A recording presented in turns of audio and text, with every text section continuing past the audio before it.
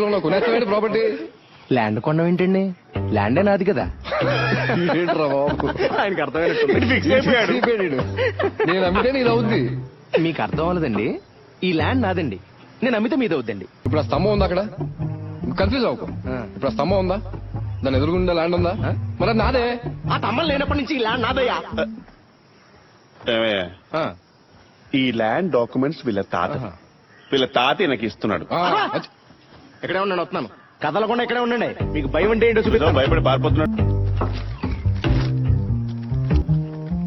సెకాలిటీ 20 ఏళ్ల క్రితం ఇదే తలం ఇక్కడ అనాథలా పడుంటే మా నాన్న అక్కుని చేర్చుకున్నాడు.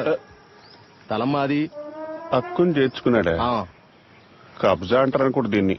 కబ్జా అంటారా దీన్ని? పేరు మీ ఇష్టం వచ్చింది ఎట్టుకోండి, స్థలం నాది. నాకు తక్కువ అమౌంట్ లో మంచి రిటర్న్స్ రావాలని చెప్పేసి కొంతమంది రెరా పర్మిషన్ ఉందా లేదా అవేం చూసుకోకుండా ఓటీపీ అంటే వన్ టైం పేమెంట్ కోసం చెప్పేసి డబ్బులు ఇచ్చేసి కొంతమంది పేమెంట్ ఇచ్చేసి పోయి తర్వాత ఇబ్బంది పడుతున్నారు. ఏదైతే గవర్నమెంట్ నామ్స్ ప్రకారంగా తీసుకొని రెరా పర్మిషన్ తీసుకొని ఏ ప్రాజెక్టులు పెట్టినా సరే ఖచ్చితంగా మంచి రిటర్న్స్ వస్తాయి.